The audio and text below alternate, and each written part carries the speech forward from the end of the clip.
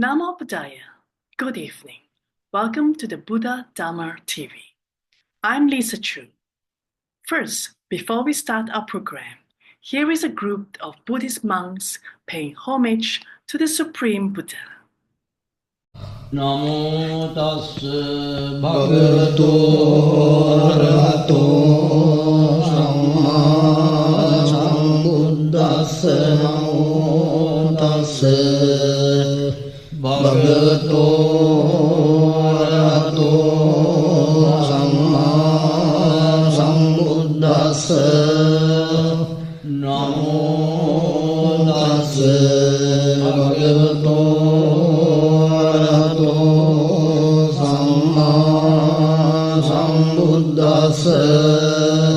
Now, let us focus our attention on Dr. Bhante Ponaji as he presents the third part of his insightful sermon on Buddhism as a religion. Prepare yourself for a deep dive into his wisdom and guidance. His words promise to enrich our understanding and inspire us to perfect on our actions. Here it comes. And today we are going to talk about the evolution of religion, how religion evolved gradually. We are not talking about Buddhism as such, but we are talking about religion in general, how religion developed.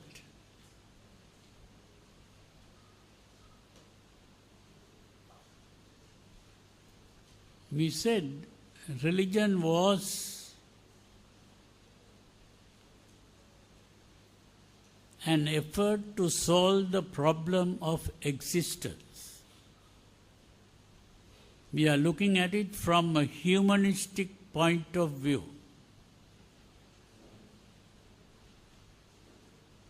And when we look at it from the humanistic point of view, instead of the theistic point of view, we see that religion is how the human being gradually began to deal with the problem of existence. And the problem of existence we discussed was that every human being, not only every human being, all animals, all plants, all living beings, they all grow old, fall sick and die.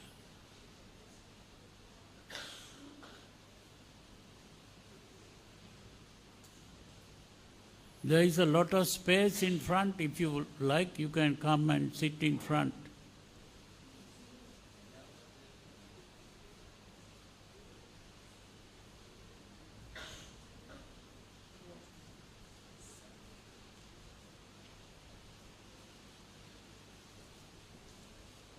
So the important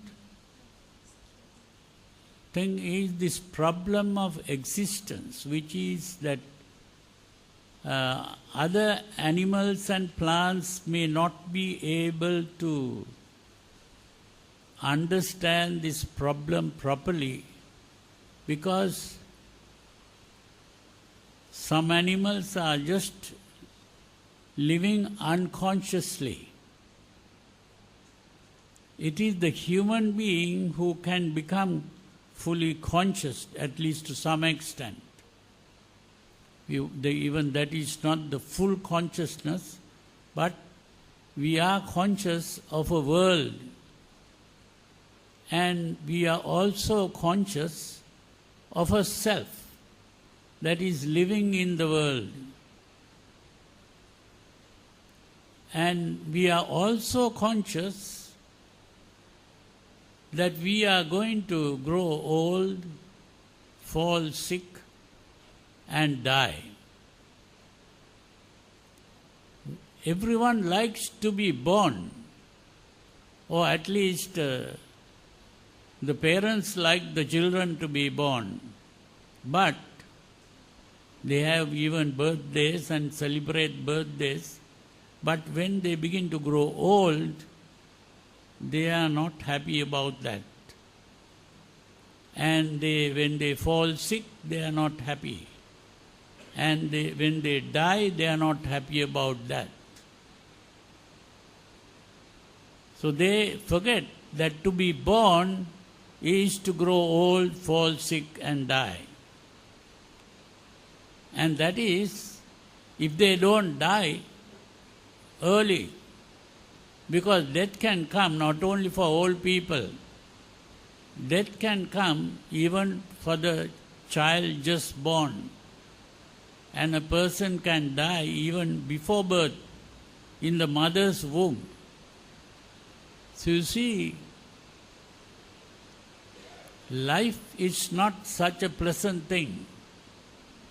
Although people think it is pleasant, and some people even, those who believe that this world was created by a God, they thank God for creating them.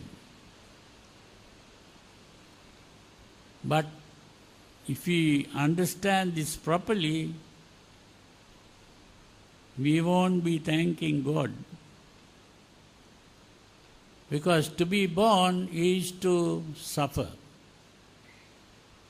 That is the problem of existence. And because of the insecurity of life, people begin to feel the insecurity. And that insecurity is that you can die at any moment. Death is not for only old people. Anyone can die.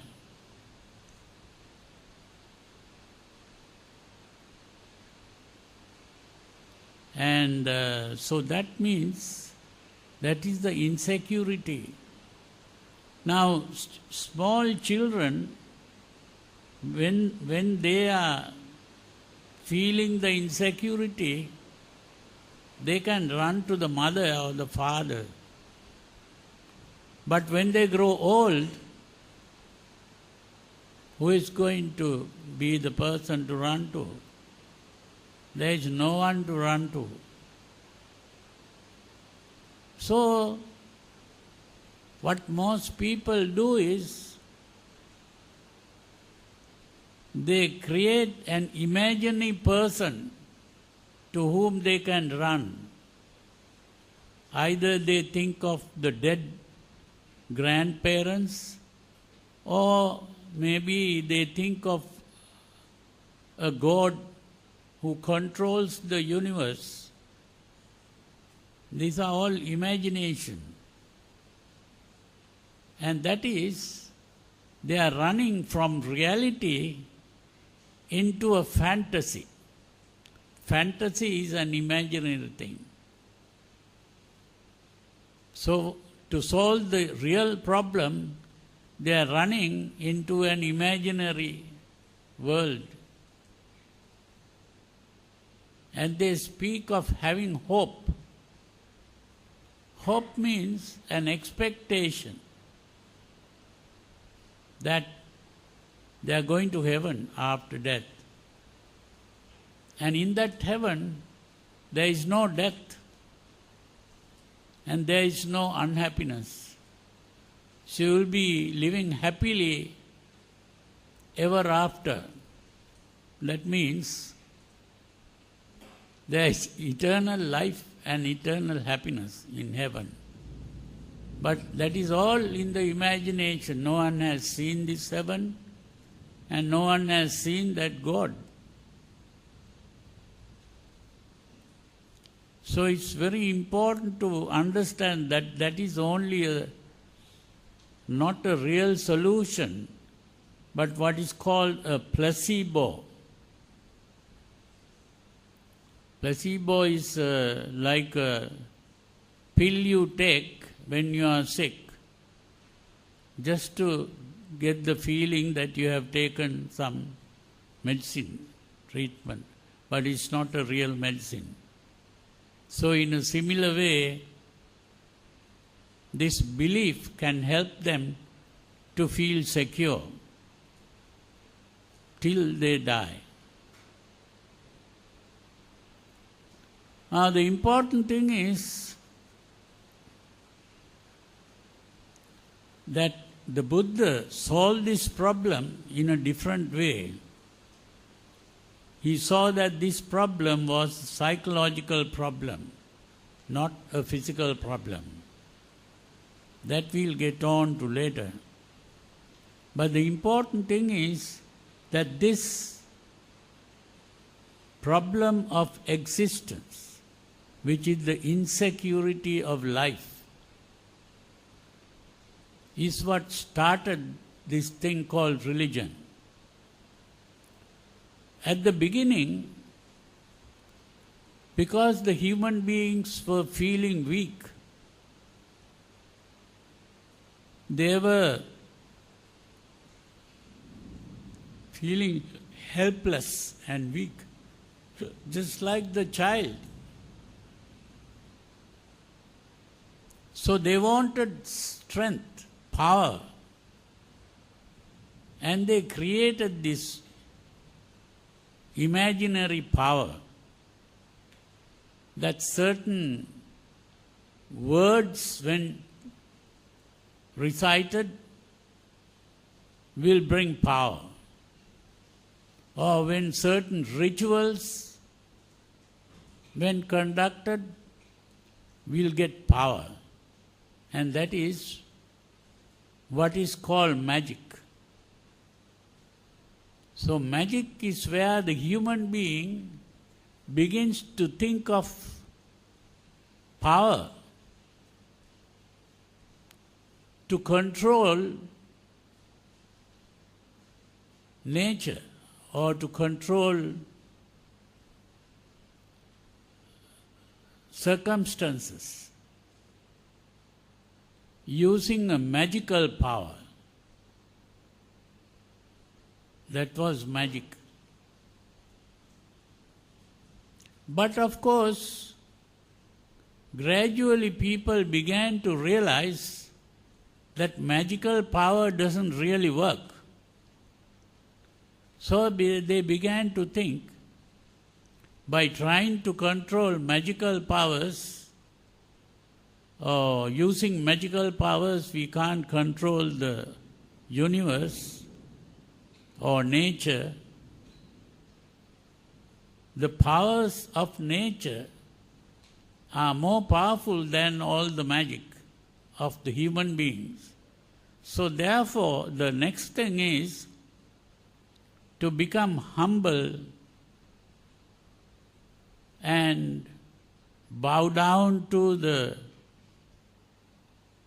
control of the universe called gods.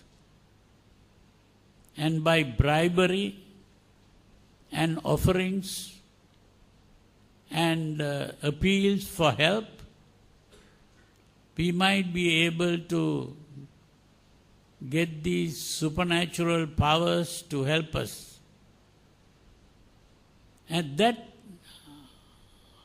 humbling themselves to these supernatural powers, that is where religion started. Religion is where you begin to adjust yourself to fit into the environmental conditions.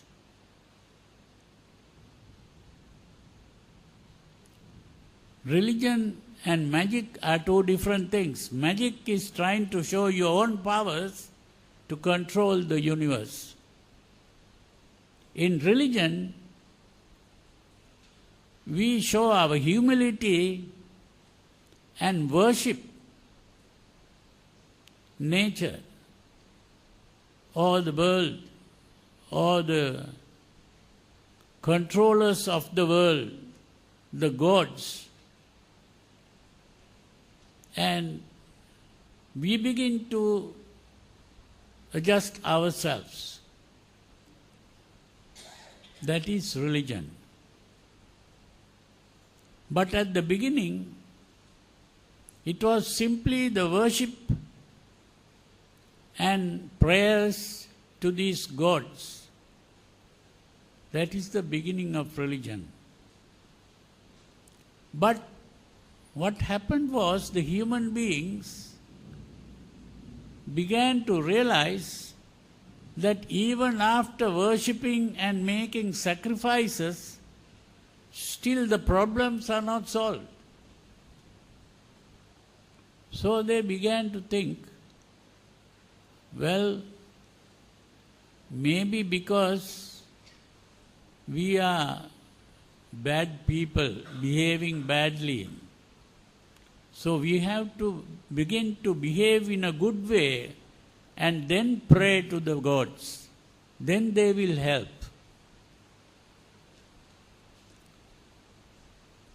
Because at the beginning, people, when they realize that you have to be good in order to pray, so they went to a good person. There are among the people, there are good people and bad people. So the bad people had to go to a good person and say, after all, I am not such a good person, but you are a good person. If you pray to the gods, God might help us. So please pray to these gods. And they give even gifts to this good person.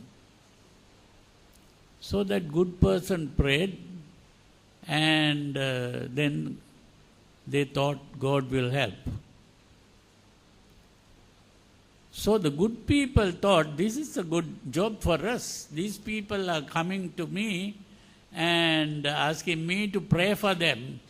So I will pray for them and they will give me all the food and everything that I need. So that is the beginning of what is called the priestcraft.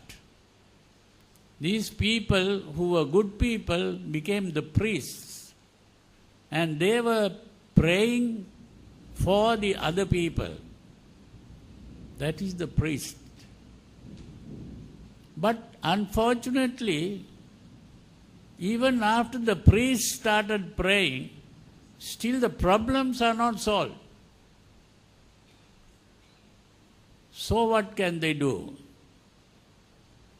So they said, well, it is true that I don't do any bad things like you, and if I pray, if it doesn't work, that means you also have to be good. My being good is not enough. So you have to live a good life where you don't harm others, you don't steal, you don't commit adultery, you don't lie, you don't harsh speech and that sort of thing. Then God will help you. So the priest had an answer. So in religion, there was this God now, in a different way. God is not only a supernatural power, God is also a judge who judges people, who will punish bad people and reward good people. So God, the idea of God also began to change, you see. And then gradually, the idea of being good came into religion. At the beginning, religion was only prayer to the gods. Now, there is what is called morality or good behavior came into religion. And then, of course, there were good people who prayed to the gods, but still their problems were not answered. Good people also get bad treatment, they thought. So they were not satisfied with this being good. So they went and told the priest, "Here, I am a good person, I have not done anything bad, but still my daughter died, or my son died, or my mother died, or my father died here, and so many things happened to me. Why is this? I have been a good person. God is not treating me well." So the priests have to have an answer for this. So they said, "Well, the only problem is you will be getting the rewards in the next life. You will getting the rewards in the next life for being good. But if you want to get good results here and now, in that case you will have to purify your mind. And that means you must begin meditating." So meditation becomes important at that point. And so people began to meditate and even renounce all worldly pleasures, and they began what is called mysticism. This is the mystical stage in religion. So in all religions you find these different stages. The devotional stage is the first stage, then the moral or ethical stage is the second stage, and the mystical stage, where you begin to meditate, purify your mind, and when you are able to purify your mind, you are able to directly unite with God. You begin to experience the presence of God. And what they call the presence of God was simply that when you purify your mind to a certain level, you begin to feel very happy. That happiness that is being experienced when you purify the mind is seen as union with God. And God is not someone that you can see with your eyes or hold with your hands. God is simply an experience. And when you enter that experience, you are happy. So they are now seeing God in another way. And this God is supposed to be indescribable. You can't describe. They have a word for this in English called ineffable. Ineffable. And this God cannot be described, and also transcendental. That is gone beyond the normal human level, that is transcendental, and cannot be seen with our eyes or heard with our ears or smelt with our nose or tasted with the tongue or touched with the body. So with our senses we cannot perceive God, because God is transcendent. But at the same time, God is immanent. Immanent means everywhere. God is everywhere in the world. Although God is transcendent, that is, cannot be experienced, but still God is there in the world, immanent. You can approach God by praying to the gods. So that kind of way of thinking came from religious mysticism. The mystics began to think of it like that, because they were unable to point to God and show God to anyone. You can only experience God when your mind gets purified.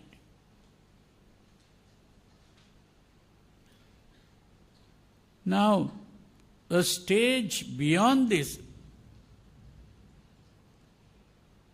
is really what we find in Buddhism, where in Buddhism, God can be explained in a rational, logical way. And that is, God is simply a human concept, a human idea, a human thought. And this thought is the thought of perfection, the idea of perfection. Perfect in knowledge, perfect in powers, perfect in goodness. That perfection is simply a human idea which becomes an ideal. You know the difference between idea and ideal. Ideal is something that we can realize. It is something to be realized. You know what realize is? Now, if you have a check from a bank saying it is, say, $1 million, you have a check for $1 million, but the check is not money. You have to give this check to the bank, and the bank will give you money. It is only when the bank gives money, it has become real money. Till then, it is only a check. So getting the money for the check is called realizing the check. So realizing the check means making the check real money. So in the same way, an ideal is an idea in the mind which has to be realized. It is like a check. And if the God that you are thinking of is only an idea in the mind, it has not been realized. It is only an ideal to be realized. And when you realize the ideal, then you become perfect in knowledge, perfect in powers, and perfect in goodness. And when you are perfect you have come to that level, then you have become God. Because God is that power. You have realized the ideal. Now this ideal, some people say, oh, this is not something that could be realized by a human being. Only God is perfect. The human being can never be perfect. But here in Buddhism, this becoming perfect in knowledge, powers, and goodness is a potential. You know what a potential is? A power. Now, if you study mechanics or physics and things like that, you have a thing called potential energy. Now, what is that? Potential energy means it has the power to become real energy. That is the potential energy. Let's take a short break to enjoy a beautiful song called Youths in the Dharma by O Tek Bin. This hymn is both profound and deeply spiritual.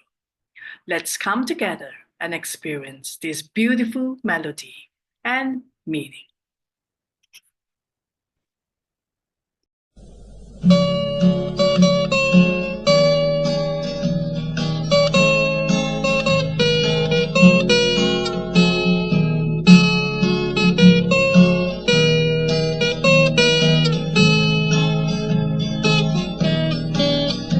We are using a special way, spending time in this meaningful way, doing what others find hard to do.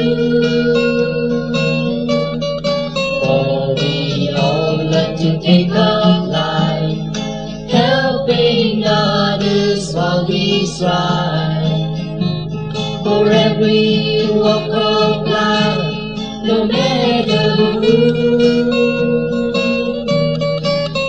we are using the Dharma today. We will help in every way.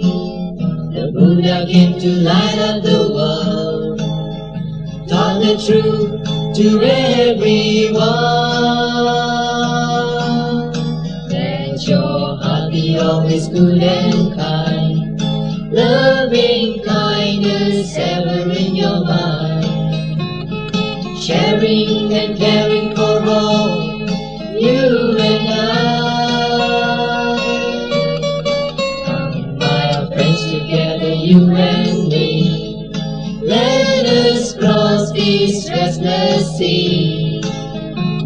Forget the wrongs and learn the truth until the end. We are using the Dharma today. We will help in every way. The Buddha came to light up the world, taught the truth to everyone. We are using a special way, helping all who come our way. The nations be united today, peace and love for everyone.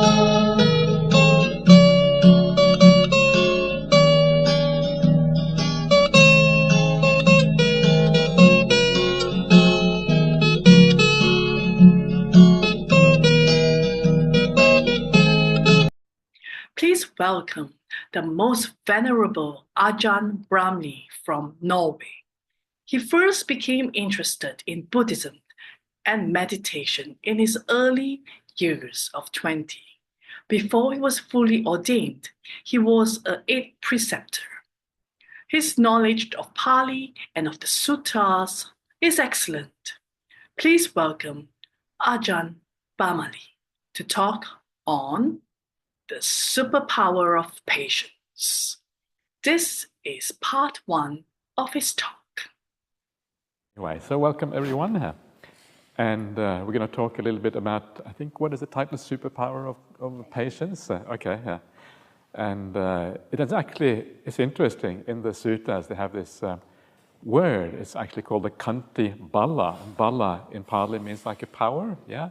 So Kanti is the kind of the word for patience or for forbearance or something like that in the word of the Buddha. So it actually means the power of patience, yeah? So it is considered a kind of power here, which is interesting here. And so maybe we'll try to uncover why it is a power and how we can cultivate it during this talk. That's the theory. When I start, when it actually talk happens, we're not sure what's going to happen. It's very uncertain. So you have to be very patient. Can you do that? You can? Okay, well that means there's nothing to say here. I'm already sorted now.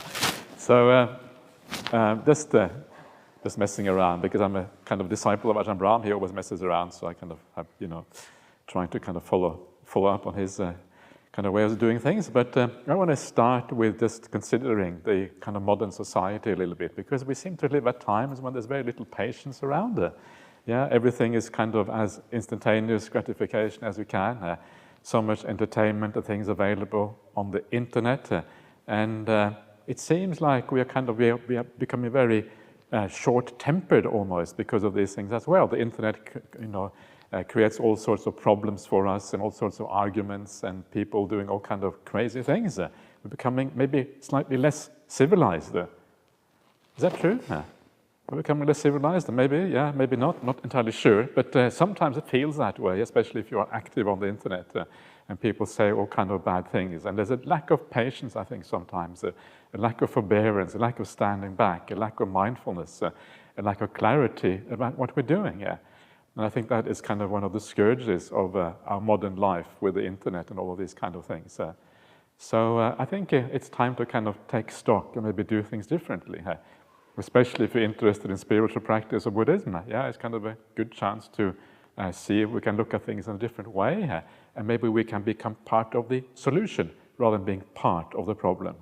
That's usually kind of useful to be part of the solution rather than part of the actual problem that we're having here. And it's kind of interesting. I think it has always been in our kind of humanity. We always want to have our satisfaction more quickly, right? We always want to.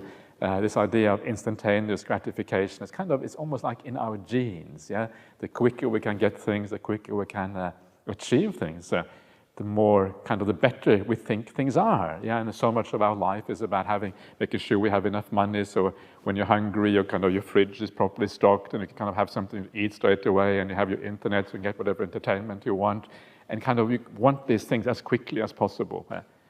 And this is kind of a craving once. Yeah, you want now I want the the satisfaction for that craving. Yeah, and if you take that to its final and obvious conclusion, the obvious conclusion that is having instantaneous gratification, right? Gratification straight away. That's kind of the ideal. This is what this lack of patience really is kind of leading towards. But if all your desires were instantaneously gratified, would you be happy? Think about it for a second. Imagine that every desire you have, as soon as you have the desire, bang, that's it, you're satisfied straight away. What kind of life would that be? Would that be a happy life? Or would it be a life completely without meaning and purpose? And I think it would actually be the most depressing kind of existence you probably could have, right? If everything is satisfied straight away. And I think a large part of the reason for that is because so much of our life is actually in the pursuit of these things. The purpose of life actually exists in trying to get hold of the things that are important to us. Getting a nice house, getting a nice partner in life, or whatever it might be. That is kind of what life often is about. So if everything is satisfied straight away, you would probably lie down and just die. Is that right? What do you think? You would die? Maybe. Right? Yeah, it's kind of hard to know, right? So and that to me, I think actually would happen. Life would become really, really utterly unbearable if everything was satisfied straight away, especially when we talk about the five sense realm. Very often the fun is in the pursuit, or very often when you have had that meal, or you have enjoyed that entertainment, and you're kind of satisfied.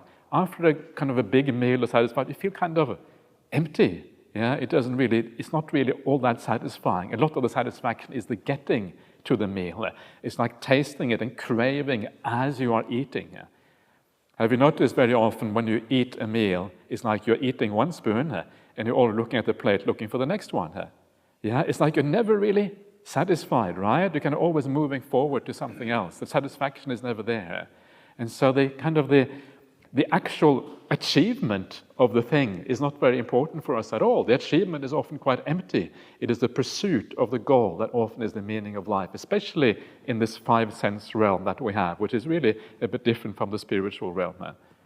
And so the idea of life, this idea of always having instant gratification is actually a real problem. Yeah, and what that means is that when we actually pursue all of these things, it is actually the craving is part of the fun. The craving is part of the purpose. In fact, if you start to look at what you identify as a person, we identify a lot with the doing, with the craving, with actually moving towards the goal. It's a very, very important part of what we take ourselves to be.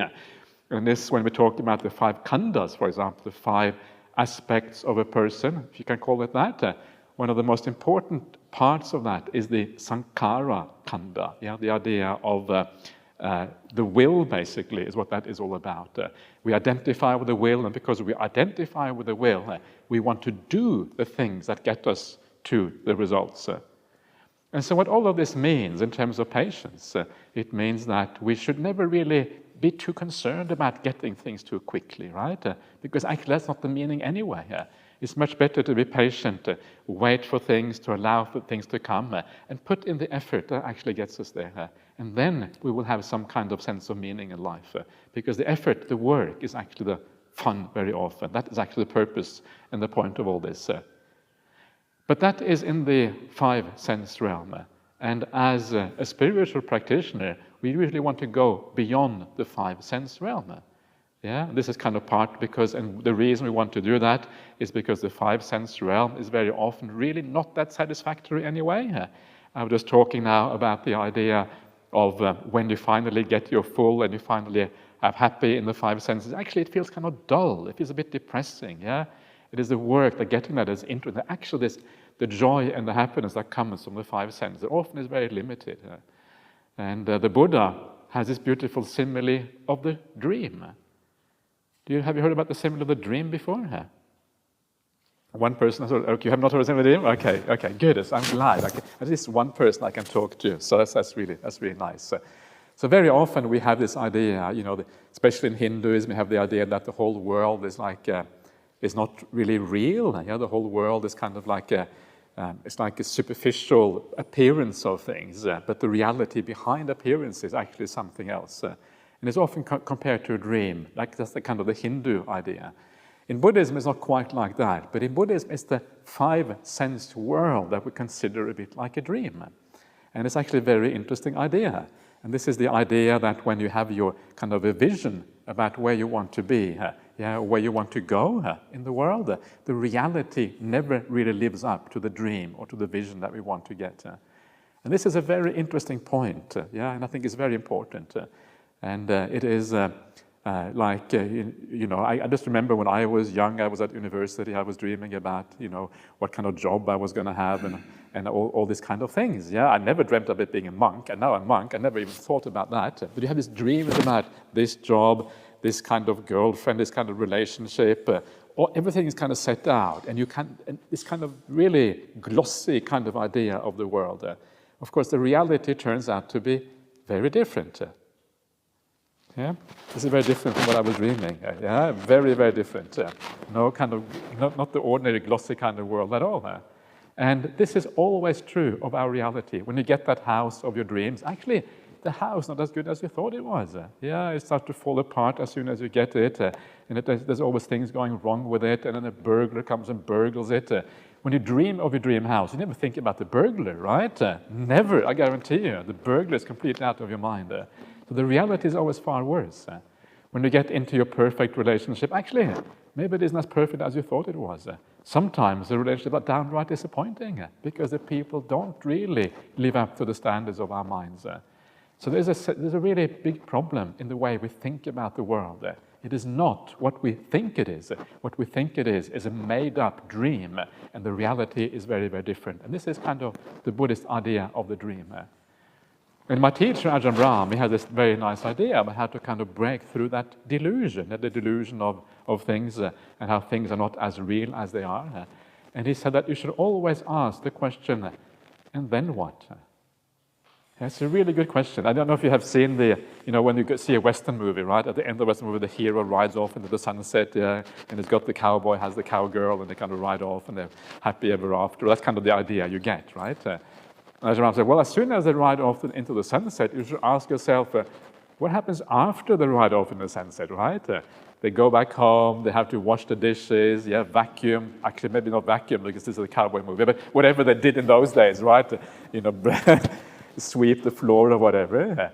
And then kind of maybe they have a little bit of argument, right? And that is the reality of things. So always ask yourself, when you have a dream about the future, the dream house, the dream relationship, always ask yourself the very important question, and then what? What happens after that? Because the dream always stops at the point where you acquire the thing of your dreams. It never really goes beyond that. And then what idea breaks the spell of the dream? And suddenly you can see that reality in a very different way. And what that does, it actually makes the sensory world slightly less interesting. And what that does, it drives you on to the spiritual path. It makes the spiritual life far more interesting as a consequence. So first of all, we then realize that instant gratification is no good, so we go towards a more patient life. And then the next step is to understand that even the patient life is not all that great if it is in the five sense realm. We need to bring patience into the spiritual realm. The real patience that really matters is the patience of the spiritual life. That is what is really important, and that is what we want to talk about today and any other time, I suppose. So what does it mean, the patience in the spiritual realm, in the spiritual path? And one of those very beautiful little sayings that you find in the Dhammapada. Do you all know about the Dhammapada? Yeah? Anyone does not know about the Dhammapada? You know about the Dhammapada? Don't know about the Dhammapada. Okay. You know about the Dhammapada? Don't know about it. Okay, good. Don't know about it? Okay, excellent. So Dhammapada is one of the very favorite Buddhist books. It is kind of a book full of verse, 400 and something verses in this book. And it's the kind of book you have on your nightside table. And before you go to bed at night, instead of checking your phone, which many people do, you check out the Dhammapada instead. You find a beautiful verse. And sometimes it's amazing. If you have something very inspiring before you go to sleep, you sleep much better.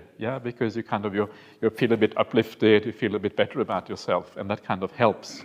And if you have a good night's sleep, wake up in the morning, feel more energized and all these kind of things, it's a very useful thing to do. So that is what I recommend. And if you're going to, I was saying the other day that if you are going to have a mobile phone on your nighttime, on your kind of night, what is it called, bedside table, whatever it's called, make sure the only thing you use it for is to read verses in the Dhammapada. So you have it connected to the internet, you go to the website and you read those verses. That's what a mobile phone really should be for. Everything else, check it out. I'm being naughty here. But anyway, so beautiful book, and I really recommend people to read this because it's very inspiring, very uplifting. Sometimes the word of the Buddha can be a bit dry. The prose can be a bit boring perhaps, or dry or technical, and it may not lift you up in the same way, but verses have a different effect and can be very, very powerful, just like verse in any language really, I suppose. And so one of these verses in the Dhammapada, the first line, it says, Kanti paramang tapo titika. And that means, and you're just going to have to take my word for it unless you know Pali, Kanti is patience, paramang means the highest, and tapo is asceticism, and titika is something similar to that. So Kanti is the highest kind of asceticism. Is what this is saying here. It's a beautiful saying. And of course, asceticism, tapo in this context, is really a shorthand for the spiritual life. The idea of living the spiritual life well. And so Kanti, patience, is the highest part of this. And that's kind of very interesting. So why is it that patience is the highest ascetic quality or quality of forbearance? How can that be? And I think in many ways, when people actually do ascetic practices, and India was very famous for all the ascetic practices, you have the Jains, who do all kind of crazy things. It's like standing on one leg for a year and sitting on a super hot rock and burning themselves and doing all kind of mad stuff that was extremely painful. And of course, that kind of asceticism works the best when you are patient. If you're not patient, it's going to be unbearable. So from the point of view of asceticism, patience is actually what you are aiming for. So in that sense, it is kind of the highest kind of ascetic practice, if you like, tapo, titika. That is one way of thinking about the idea of Kanti, and why it is the highest asceticism. It is also, in another way, if you're going to be an ascetic in Buddhism, Buddhism doesn't really believe in this idea of burning up your karma or practicing very severe tormenting of the body. It's not really part of the Buddhist path. So in the Buddhist path, Kanti, which is a kind of can be painful. Yeah, patience can be painful, just like ascetic practice can be painful. It is much better to just have patience rather than all of these painful practices. So in that sense, it is also a kind of the highest thing here. But to me, maybe the most important part of the idea why patience is so powerful is that tapo, or asceticism, the way it is used in India, was used to burn up qualities that you wanted to get rid of so as to move forward on the spiritual path. And the Jain idea of the Jain ascetics was the idea of burning up your bad karma, the bad karma. Because when you burn up your bad karma, eventually you eliminate all of that, and then that's how you gain liberation. Yeah? But in Buddhism, that is not the way the Buddha taught. We don't burn up our bad karma. In fact, we do the opposite. We create good karma. Yeah? And when you create good karma by living well and doing all the right things, your bad karma sort of gets dissipated and diluted by all the good karma that you're making here. So on the Buddhist path, we are burning up something else, which is interesting here. Yeah, and what are we burning up? There's one thing that doesn't like patience. There's one thing that really hates patience, and which patience kind of counteracts. And that is the sense of self. Yeah, because the sense of self wants to act in the world. I said before that the idea of agency is a very important part of who we take ourselves to be. So the sense of self is kind of counter to the idea of patience. So by being very patient and by allowing things to be, you're actually countering the sense of self. Yeah. So in a sense, we are burning up that sense of self by being patient. So do you want to burn up the sense of self, or do you want to strengthen the sense of self? I don't know how much you know about the Buddhist teachings, but from a Buddhist point of view, the sense of self is a real problem, right? It's like the ego in life. I'm sure you know that the ego can be really problematic sometimes. It leads to conflicts, leads to all kind of problems, leads to a sense of, conceit or all of these kind of things. So the ego can be very problematic. So when the ego goes down a little bit, actually it's a very beautiful thing that happens when that occurs. Have you ever had that idea of the ego kind of lessening a little bit? Yeah? So one example of the ego going down is when you do some meditation, right? You do some meditation, you become a little bit peaceful, the thinking mind starts to die down. When the thinking mind dies down, actually there is less ego, because the thinking is usually produced by the ego. The ego wants to think because it wants to, get angry with someone. What is it that gets angry? Well, it's the sense of self. What is it that desires things? Yeah, to amass things for itself. That is also, in many ways, the ego. So when you calm down the mind, the ego is less. And when you calm down the mind, what does it feel like? It feels pretty bloomin' nice, right? Yeah, that's what, when you become really still, you don't have all this thinking, this restlessness, agitation all the time. Actually, it feels very beautiful and very powerful. And so when the ego goes down, if you understand this idea correctly, it is not really scary. It's actually a very beautiful and very powerful experience. And so when you use patience to counteract the sense of self, counteract the ego, actually doing something that is very beautiful and very powerful and actually leads a long way on the spiritual path. But you have to kind of see this to be able to really believe it sometimes, because people are sometimes afraid of losing their sense of self. But actually, it feels quite nice. If you lose yourself in the wrong way, it feels bad. But if you do it in the right way, then it is very useful and very nice. So make sure you do it in the right way, otherwise you're going to have a problem. So this is a little bit about the idea of patience and why it is spiritually very powerful and very useful, and how it kind of relates to the idea of non-self or the idea of an ego and all of these kind of things. So how do we do this in practice? What can we actually do on the spiritual path to engender this kind of process? And one of the things I thought I would talk about just a little bit to start out is what happens in the monastery. Like I come from Bodhinyana Monastery in Perth. Have you heard about this monastery? Yeah, I have? Okay. Have you heard about Ajahn Brahm? Yeah? Okay. Has anyone not heard about Ajahn Brahm? Everyone heard of Ajahn Brahm? Okay. No, not heard of Ajahn Brahm? Okay, good. Okay, so it's better to ask if anyone has not heard of him, because there's actually more people who have heard of him usually. So Ajahn Brahm, he is my teacher, Venerable Chanda's teacher, and Pekka's teacher in Perth. He's actually British originally. Yeah, he comes from London. You have heard of him? Okay, I've heard of him. Okay, good. Yeah. You're just kind of not connecting the dots. Yeah, that's fine. No, don't worry.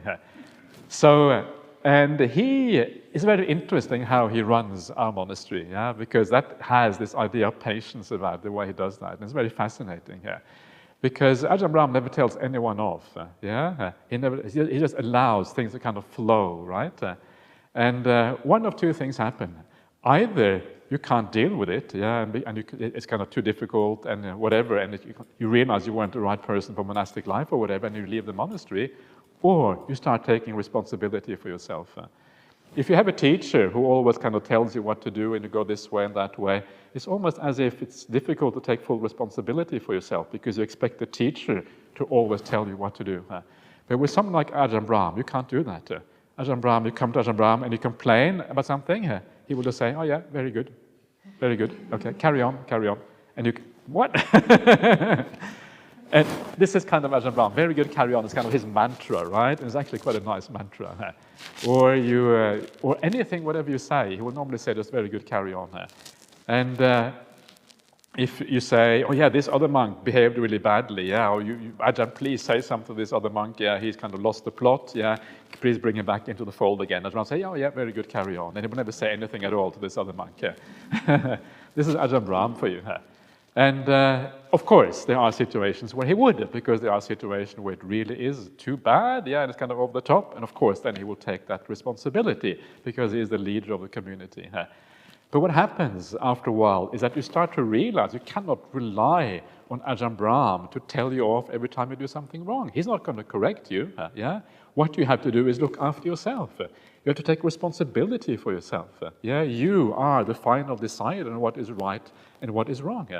Of course, you can ask Ajahn Brahm if you really have a deep question about Dhamma, about the Buddhist teachings, and you're uncertain about whether your conduct is right or wrong. You can go and say, Ajahn, please, out of compassion, please help me. And then he will help you. Yeah, he will guide you, of course. But he will not guide you unbidden or because someone else is complaining about you. And after a while, you start to take responsibility for yourself. And that is very empowering. Yeah? It means that you are responsible for your own life. No one else is really kind of giving you they give you general guidance, not specific guidance. And you use that general guidance as a way of deciding what you should be doing and not. And to me, this is one of the things that actually appealed to me with Buddhism from the very beginning. Because I looked at all the theistic religions of the world, and in the theistic religions of the world, it is always God who has the final responsibility. And I wasn't happy with that. I wasn't happy to give responsibility to some being that I didn't know anything about. I didn't know anything about this God. Is this God nice or not nice or neutral? Who is this? Is it a she or he or it? Or what is going on there? And I was very I thought it was scary to put my life into the hands of something I could not understand. And so I decided that Buddhist way is far better. Because in the Buddhist way, you are responsible for yourself. Yeah, if things go well for you, it is because of your self-responsibility. And if things go bad for you, well, then you can actually change and you can make things different. And that to me is a very beautiful, it's a very empowering. You are in charge of your life. You don't rely on some kind of unknowable external thing that is completely beyond your cognition or whatever. And so this is the same thing with Ajahn Brahm. Ajahn Brahm also is not God. Have you ever considered that before? Yeah. Some people think, oh, Ajahn Brahm is like God. Yeah, okay. It's scary enough with kind of Venerable Pekka and Chanda and myself, but if Ajahn Brahm comes, that would be really, really scary. And some of these monks are much more scary than we are, right? We are kind of cute monks and nuns. But some of these monks are not as cute as we are. They're kind of, whoa, very powerful. And they might read your mind, yeah, and these kind of things. That's kind of really, really scary. So, I think monastics should be a bit cuddly, right? I'm not suggesting anything, please don't cuddle. I'm just saying we should kind of, cuddling from a distance, right? Cuddling from a distance, that's what I'm saying, yeah. So, so even though some people maybe think of Ajahn Brahm as kind of, wow, Ajahn Brahm is like, he's going to read my mind, he's almost like God, or he can tell me exactly what to do, please don't think like that. Because a good teacher does not usually give individual guidance like that. They give general guidance. Then it's up to you to decide what is right and how you should be living your life. And that means, again, it comes back to this idea that Ajahn Brahm has to be very patient, right? Patience is the way he runs his monastery. He allows people to do, and if there is a problem, he just goes with the flow. Very, very patient with how he deals with things. Never really interfering. Always allowing nature to take its course. And this is one of those critical things, why patience actually works. And this is again from the Buddhist idea that everything in Buddhism is causal. Everything relies on cause and conditions. Nothing stands on its own without cause and conditions. Yeah.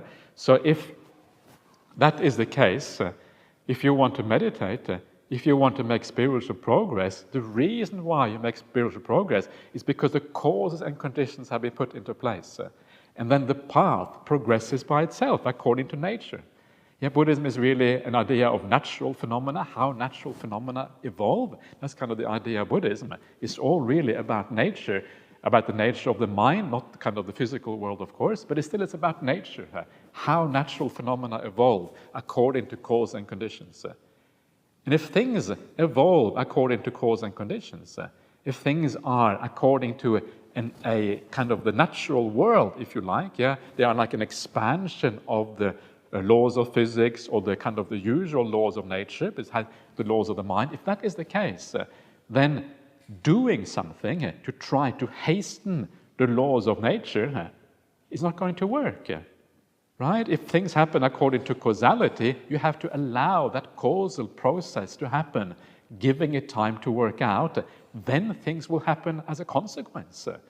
So if your meditation isn't working, it doesn't help to be impatient. Work! Yeah, work faster! Yeah, Buddha said it's supposed to work. It's not working. Buddha, yeah, is a fraud. I don't believe the Buddha anymore. Or whatever it is that you kind of think when you get really kind of frustrated with it. Everyone is frustrated with the meditation sometimes. And so you actually start to look instead at the causality in this process. Yeah, how does the causality work? And you, because it is according to natural phenomena, it is not according to how you make the process work. We try to want to make things work, and that is the problem. But once you understand that, once you understand that everything falls into place according to cause and conditions, according to how a natural process unfolds, you start to become patient. Because you cannot hasten this process anyway. The process will only happen if you put the cause and effects into place. So you put those into place, and then you're patient. Because if you're not patient, actually you tend to destroy the natural process. So this is kind of the root idea of why patience matters so much. And if you understand this basic idea that everything happens according to laws of the mind or laws of nature, once you get that, yeah, and you understand this whole thing, actually you withdraw. Yeah, you withdraw the kind of human tendency to always interfere, always put your fingers in there, trying to turn the kind of the knobs or whatever and make things happen. Yeah, and you actually withdraw from that, and you allow the whole thing to happen as a consequence. So let me give you some examples of how this works. So one example, for example, is let's say that you decide to practice the Buddhist Noble Eightfold Path, yeah, which of course begins with the idea of morality, begins with the idea of being kind, avoiding bad things, acting badly towards other people. So one of the things that you recognize is that you recognize that we all come with very powerful habits from the past. Yeah, we come into this life, we have been brought up in a certain way with certain kind of parents. We've gone to school with certain kind of teachers. Society has influenced us in a certain way. Maybe there are things from past lives. Does anyone here have think past lives might be possible? Is anyone who thinks past life is complete nonsense? No one thinks it's complete nonsense. Okay. Good. We have a good group here. So kind of have some kind of idea. This is the Buddhist idea that there are kind of past lives. It's part of the Buddhist idea. And so your conditioning, your personality, your habits don't only come from this life, they also come from past lives. And because the past life is like an unfathomable depth, yeah, there's no kind of end to past lives. It means that our habits can be sometimes extremely strong, yeah, really, really powerful. So if you try suddenly to be a completely nice guy, yeah, suddenly from now on today, I'm going to be super nice, I'm never going to say a bad thing, never do a bad action, never going to think a bad thought. If you say that, are you going to be able to do it? Probably not. I'm actually that's really cool that you actually thought about it for a second. I think that so that you must already have a pretty good foundation, I reckon. Sorry, give it a go. He's going to give it a go. Okay, that's really not. I'm sure this is working anymore. But anyway, we'll do its best. Yeah. But usually, if I say to someone, yeah, for the next week, don't have a single thought of anger or even irritation, usually it can't be done, right? Because there are irritating things happening around us all the time. And what I like to say, everyone is irritating. It's because we're all irritating, always irritating each other. Actually, it's very hard never to be irritated, at least a little bit, yeah, even on one single day. Yeah? And that thought experiment, yeah, and if you try it, you probably won't succeed, is enough to show you how conditioned we are. We cannot actually guide our mind in such a way that we always think positive and good thoughts. It actually turns out to be impossible. That is because of the habits of the past. And that means that when we are on this path of trying to live better, trying to be more kind, have less ill will, treat people better, all of these kind of things, it means that we are more patient with ourselves. We're more forgiving ourselves. We know at the outset that we're going to fail, and failure is okay.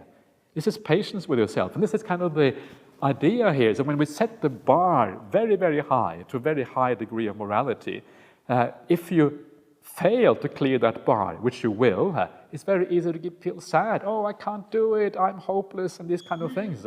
But that would be really misunderstanding the Buddhist path. The idea is to set the bar high, try our very best to achieve kind of a very high standard of morality, but at the same time be very forgiving of yourself, understanding that you're never going to be fully successful with that. And this is kind of the idea of using patience, right? You have a high standard, at the same time you are forgiving. That means you never despair, you always try again. You know that the habits of the past, I like to use this simile of the supertanker. The habits from the past are this powerful momentum going forward.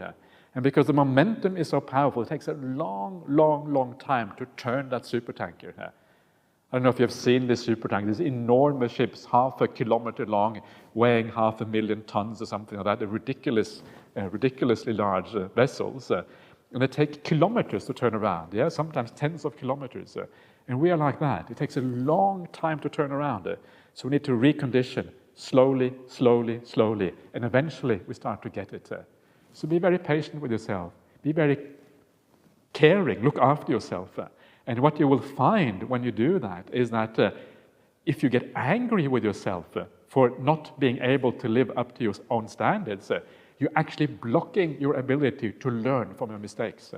Because the anger is a reaction that does not allow you to watch very carefully what is going on. The moment you get angry, your learning curve goes down. But if you are patient with yourself instead, you stand back and you watch, and you see, oh, I'm getting angry. Okay, that's all right, there's no big deal.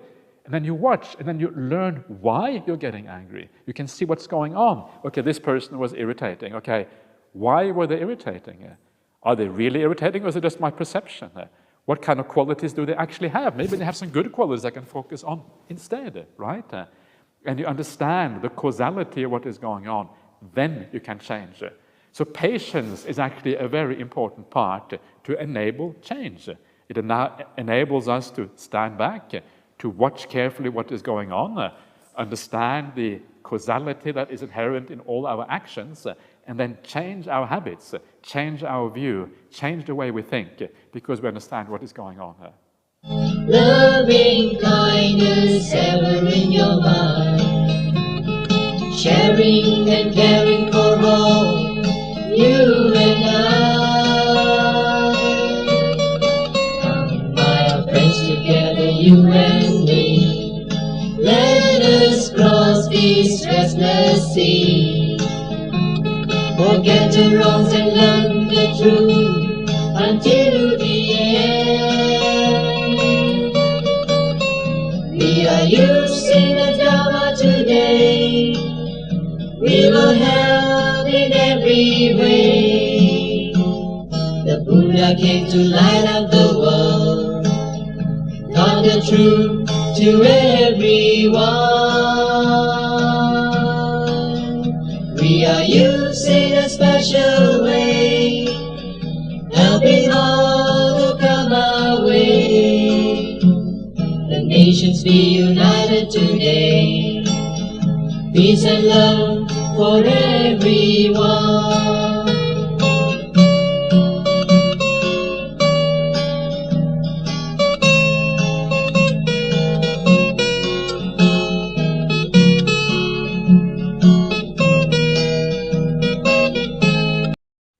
That wraps up today's broadcast.